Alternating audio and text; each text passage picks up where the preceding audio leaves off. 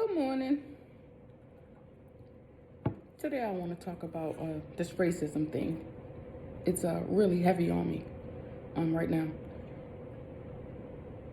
I brought 6 black children into this world. And then they are bringing more children into this world, which I think is awesome.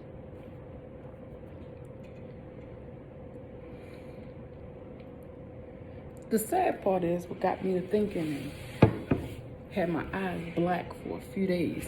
They're lightening back up now, but they're still there. Just thinking that if I would have thought it through previously, I probably wouldn't have had my children to bring them into this world. Then I think, I thought, was that a part of the plan to scare me to not have children in this world? Could be. The thinker that I am now, I'm actually glad that I wasn't thinking at all back then when I was making my decisions like that, because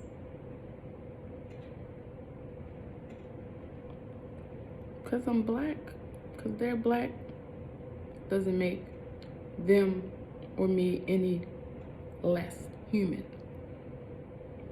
We're human.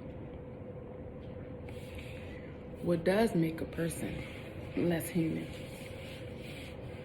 is their racism. You're not human. You're immoral, despicable beings.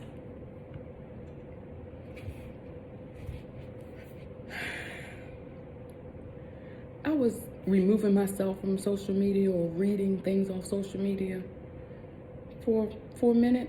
And even at one point, I couldn't even watch the news. Started seeing a therapist. She said, don't watch the news. Don't do it.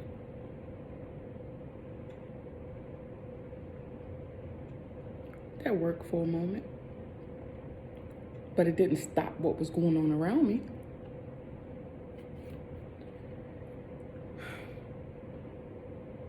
We got Save Our Children, which is really, really a disturbing area for me. That's not being broadcasted all over the place. Let me tell you why. Because those same pigs, those same immoral beings, those same deplorable people, regardless of their race, religion, political affiliation, they're in on it. So it's not broadcasted as it should. Instead, let's broadcast the protesters and make sure we amplify on the looting and rioting part, not the meaning behind the whole movement. The movement is the racism in this world. I've worked with you. I've congregated with you. I've passed you in the grocery store. I've passed you in the streets. Some of you, I've even been in your homes. I've given you hugs. I've given you my best smile, tease. I've done it all. I've been a human being. But I'm a thug. Why? This. I don't like it. They said change is a constant. So what change do we all have to make to end racism? None of us have got the answer yet. Nothing fits everybody. There's no one fit for all. It's not. We're not a screw. We're not a lug nut. Even our shoe sizes are different, but we make them fit so that we're all comfortable.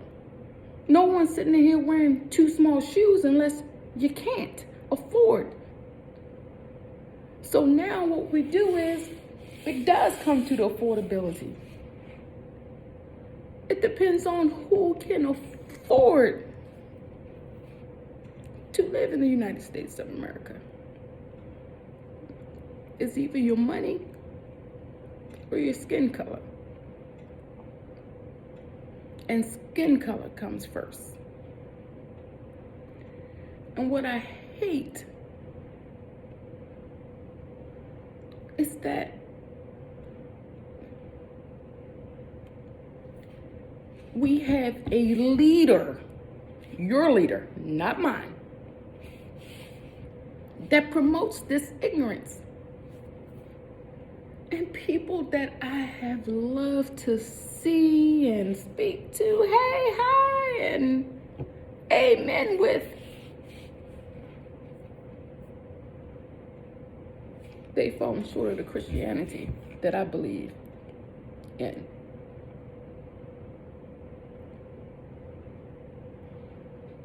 To quote that you are a Christian, and then you still oppress the same person that died on the cross for you. It's crazy. You took the side of Caesar and you're killing us. And guess what you guys doing? Respectfully amongst yourselves, all your little code words, your mega Make America Great Again. For all the history that I've read, America has never been great to people of my color. So when you promote that lingo, you can go and get straight out of my face.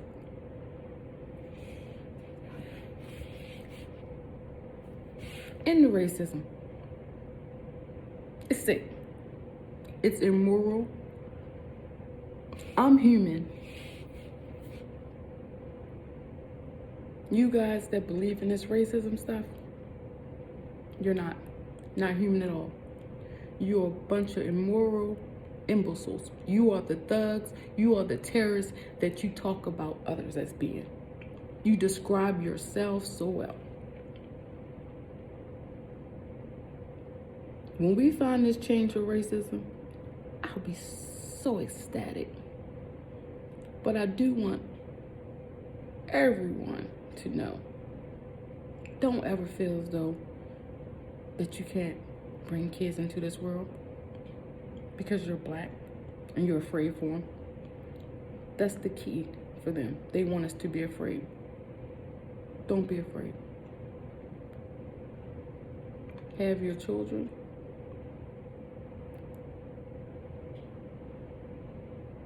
And teach your children, first and foremost, to love themselves. Love is where it starts at, in the home. From there, I don't know.